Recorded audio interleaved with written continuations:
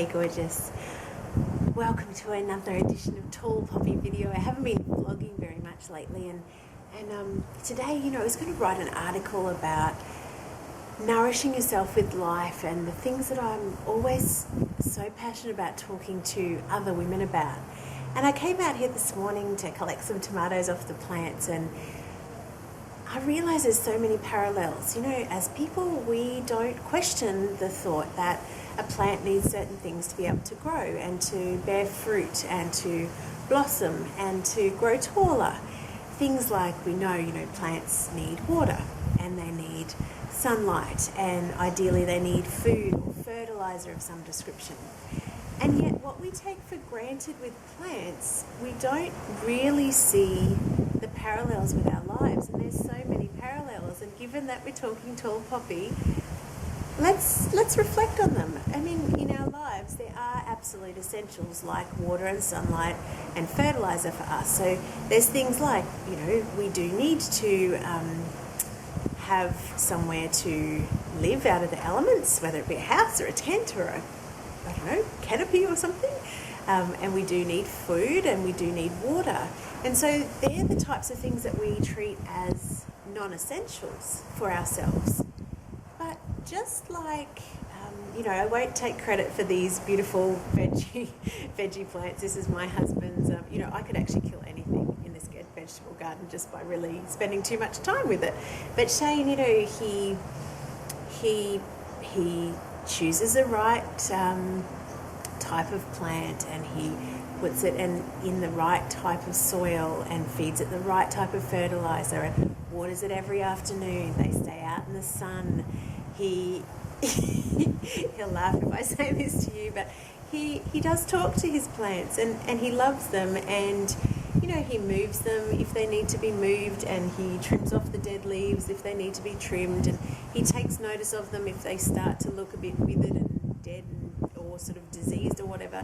He'll look at what's wrong with them. And yet in our lives we appreciate that we need water and food and somewhere shelter, but there's all these other essentials that we probably don't really think about with ourselves. And in life the essentials are having something that really it helps you to bloom, it helps you to nourish yourself, it helps you to blossom and to bear fruit. And those are the things that really give you joy in life. And often we cut ourselves off from them. And it can be quite simple, like spending time with friends, but often it's something that really allows our creativity to flow, our self-expression to flow. So my question today is, what is it that you're doing in your life that's really nourishing you? What is it that you're giving yourself that is the right conditions to grow and is the right, is the right food for you? And are you paying attention when you start to wither, when you start to look like you've got a bit of disease on the outer extremities? If we go, that far with the plant parallel, are you taking notice when you're not growing and when you're not bearing fruit and when you, like a plant, not growing to your full potential? Or you just kind of think, oh yeah, I'm not really meant to bloom, I'm not really meant to blossom, I'm not really meant to do that. The thing is, we all have the same potential. We're all, in the same type of body, and we've all got the same abundance available to us and the same chances and choices that we can choose to make. And yet a lot of us cut ourselves off from them. So when you feel like things are hard, or when they're overwhelming, or when you feel stuck, or when, physically you're tired, or you're not feeling well, you're not feeling vibrant, that's a sign that you're not feeding yourself, right? Just as surely as, some of the leaves on the tomato plants are looking a little bit tired at the moment, was because we,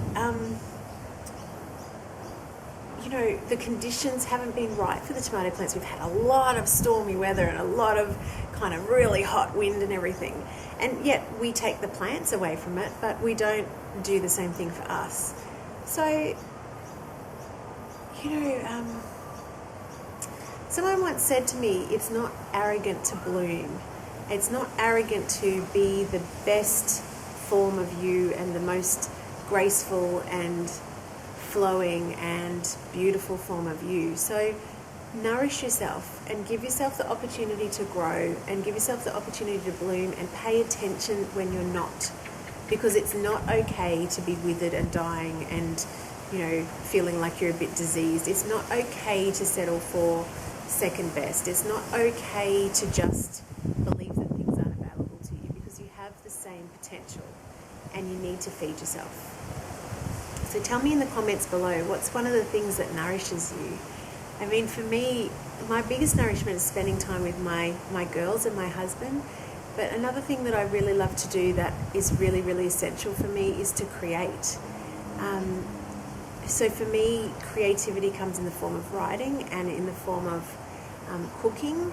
Really, really love to cook, and I love to hang out at the beach and be in the water and all of those things. And so when I feel tired or overwhelmed or stressed or, you know, cranky or just out of sorts, I go and give myself that nourishment, and I make it part of my everyday life rather than something that I only do when I get to crisis point.